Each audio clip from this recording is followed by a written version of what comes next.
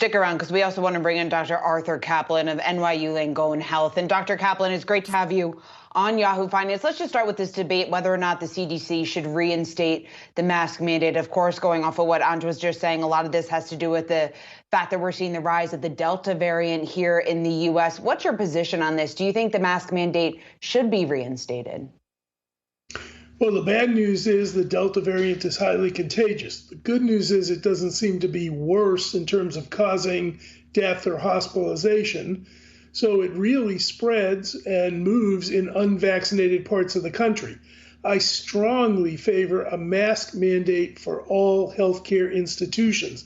Those nurses are right. They shouldn't be working in environments where they're more likely to encounter COVID from patients, and they're more likely to infect patients that they might come in contact with because they're there with cancer or immune diseases or after a transplant, or maybe children who can't be vaccinated. So for sure, partial mask mandate in the healthcare workforce. General for the entire population, there are some parts of the country that really ought to be doing that. You look at vaccination rates, 35% Arkansas, 34%, I think it is Missouri, outbreaks all over the place. They've got to take some steps to get that under control. Dr. Caplan, Anjali here. Let's pivot a little to something else that's going on today, which is talking about really the misinformation that we've seen throughout this pandemic. I want to play a soundbite for you from the American Public Health Association's director, speaking about what you and I have talked about before, which is the loss of knowledge of the scientific method in this day and age. Take a listen. Most people in most communities, until they discovered Tony Fauci, could not name a single living scientist.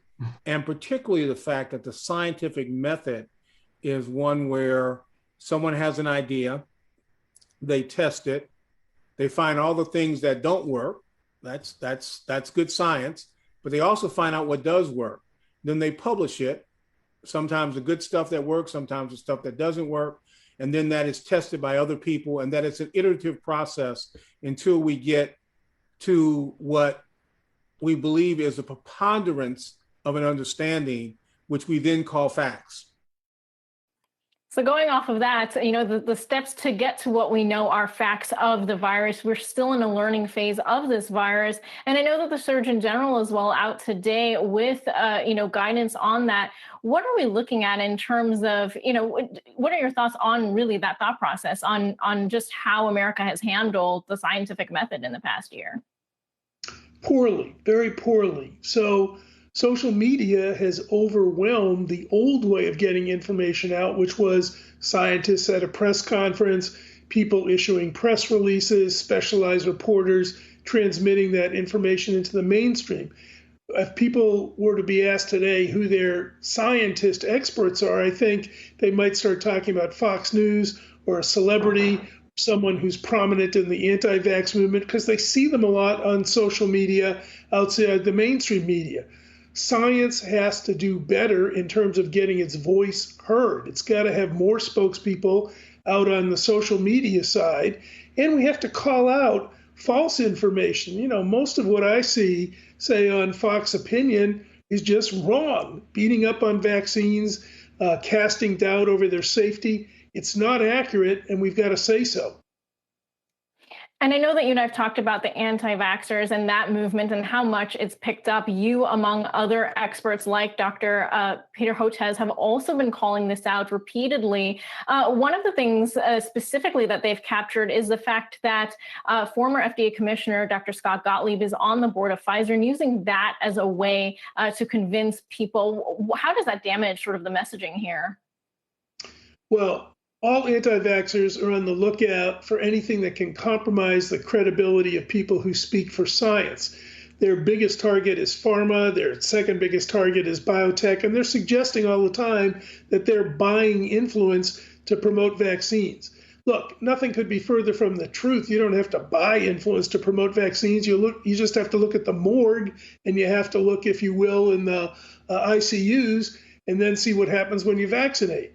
So when spokespeople, whether it's Gottlieb or somebody else, have connections to companies, they have to be transparent. They have to say so. It may be better in some issues to just keep them out of it. Say the booster question, where Pfizer had a big stake. generally speaking, you can't open yourself up to attack as someone who's conflicted or someone who's got a financial stake in the game. That's just an anti-vax trope that they love to hit again and again and again. I don't think there's anything to it, but boy, psychologically, emotionally, they really use it, and the public starts to believe maybe this is just some kind of a gigantic plot to get us all to spend money on vaccines. Doctor, for the vaccinated, what do we see in the breakthrough cases? Are they winding up in the hospital? And what are the symptoms of COVID, whether it's that variant, the Delta variant, or any other, if you're vaccinated and you have a breakthrough case? So breakthrough cases are to be expected. Remember, vaccines are only 95% effective. That's great. We rarely see anything close to that for things like measles or the flu. This is incredible, but it does mean that you still could get infected. That's the bad news. Good news, the vaccinated don't wind up in the hospital. The vaccinated don't die.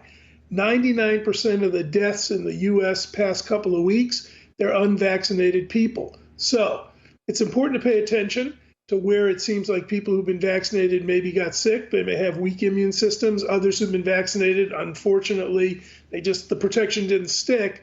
But generally speaking, new variants aren't making us sicker. New variants aren't making us die more. They're just more common because they're spreading fast. We think like the vaccination challenge is over. It isn't. We are far from, I'd say we're at halftime in trying to win this game. We've got to keep pushing to make sure that we get much more vaccination done. That's our best defense.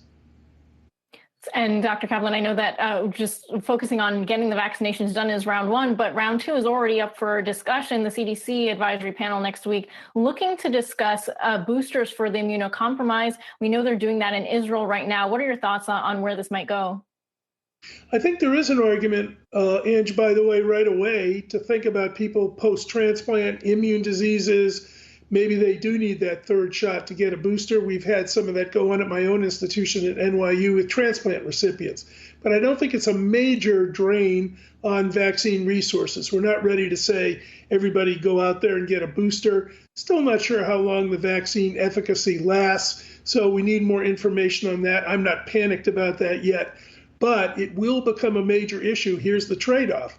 If we need boosters, say in another 6 months or a year, with a lot of the world unvaccinated, what's America, let's say, their best defense?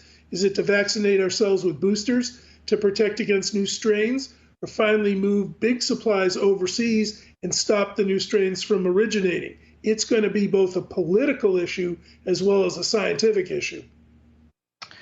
Dr. Arthur Caplan, thanks so much for taking the time to join us, and our thanks to Anjali Kamlani as well.